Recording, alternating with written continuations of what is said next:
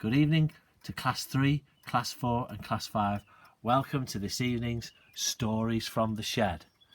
Chapter 10, C. We're going to finish off Chapter 10 tonight of Roald Dahl's Danny, the Champion of the World. Let's say hello to our characters.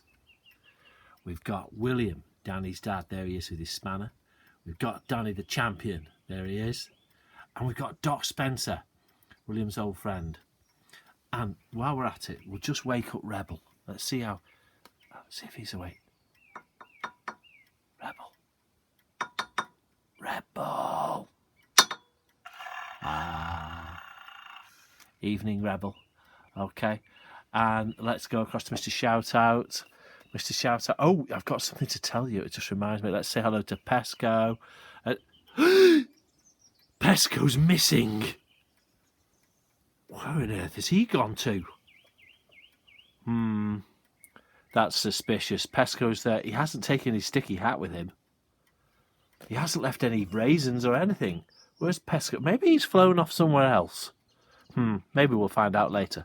Let's get on with the story. Right. Danny the Champion of the World. Now in chapter 10 we were reading, and Danny's dad had come up with a fantastic plan. An outrageous plan. An almost impossible plan, I think. He wanted to spoil Mr. Hazel's shooting party because Mr. Hazel just wants to be the big cheese and be an important man when he invites all these posh rich people to go shooting at his estate. So Danny's dad wants to get his revenge for trapping him in a pit. And he came up with the idea. He said to Danny, Danny, I would like to find a way of poaching so many pheasants from Hazel's wood that there wouldn't be any left for the big opening day shoot on October the 1st. Now that's incredible. He wants to poach all the pheasants in Mr. Hazel's wood by the sound of it. All of them. Let's find out how he thinks he can do it. Dad, I cried. No!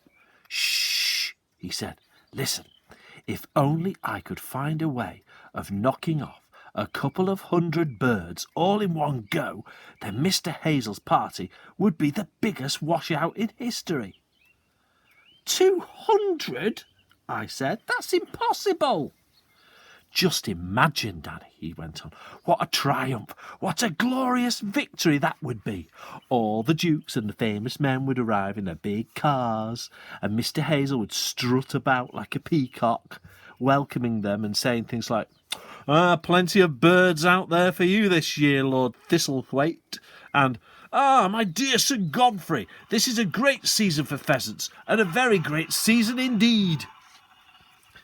And then out they would all go with their guns under their arms, and they would take up their positions surrounding the famous wood, and inside the wood a whole army of hired beaters would start shouting and yelling and bashing away at the undergrowth to drive the pheasants out of the wood towards the waiting guns. And lo and behold, there wouldn't be a single pheasant to be found anywhere, and Mr. Victor Hazel's face would be redder than a boiled beetroot. Now, wouldn't that be the most fantastic, marvellous thing if we could pull it off, Danny? So he really wants to embarrass Mr. Hazel, doesn't he? Okay, now if you don't know, children, a beater, that's a man who will walk through the wood, a man or a woman or anybody will walk through a wood, kind of making lots of noise and jumping up and down and clapping their hands to scare the birds and make the birds fly, you see. That's what a beater is. My father had got himself so worked up that he rose to his feet and hobbled down the caravan steps and started pacing back and forth in front of me. Wouldn't it, though, he shouted. Wouldn't it be terrific? Yes, I said, but how? He cried. How could it be done? There's no way, Dad. It's hard enough just getting 2 birds up in those woods, let alone 200. I know that, my father said. It's the keepers that make it so difficult. How many are there? I asked. Keepers, 3, and they're always around. Do they stay right through the night? No, not through the night, my father said. They go off home as soon as all the pheasants are safely up in the trees roosting. Now, roosting, children, means just that's what Pesko does every evening. When the birds are tired, like all birds, they will go up to the branch of a tree and sit on the tree and fall asleep for the night, and that's called roosting, and that's what pheasants do. So when the pheasants go up to the top of the trees, the gamekeepers know that they're pretty safe, really. They're not on the ground where the poachers can get them, and then the gamekeepers go home. But the thing is, nobody has ever discovered a way of poaching a roosting pheasant. Not even my own dad, who is the greatest expert in the world. It's about your bedtime, he added. Off you go, and I'll come in to tell you a story. So they go off to have a story now. But this is the problem. Danny's dad wants to get 200. But there's 3 gamekeepers. Now, what's a gamekeeper, you might ask? Well, I'm going to show you. A gamekeeper is somebody who will work in the woods for Mr. Victor Hazel.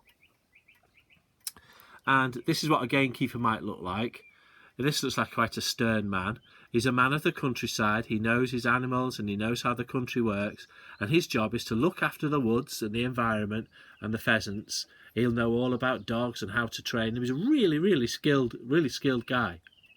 But in the olden days, children, what the gamekeepers and the poachers used to have a bit of a battle. Now, if you look at these books I've got now, I didn't realise until earlier on today. I thought I'll show these children these old books I've got.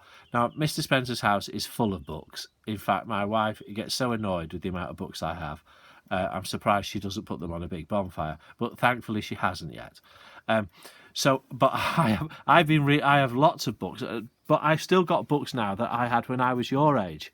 Now, I've got various books about poaching because I used to love reading about this when I was a boy.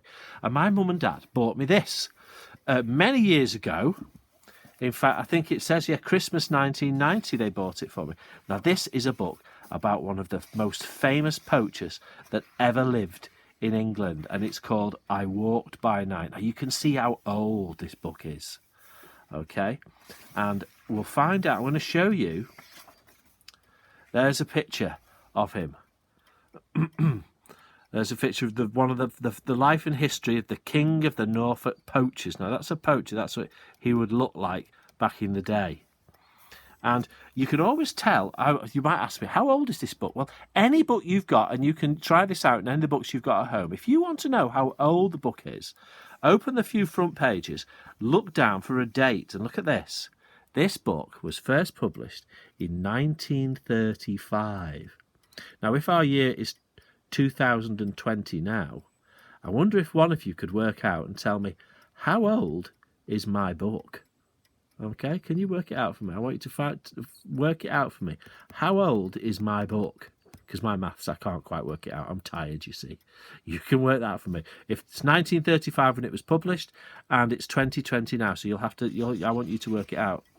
And this is a whole set of stories about battles between poachers and policemen and game. There's a policeman catching a young poaching lad. Could have been somebody like Danny. There's an old policeman catching a poaching lad, because poaching is illegal. Let's make no mistake about it.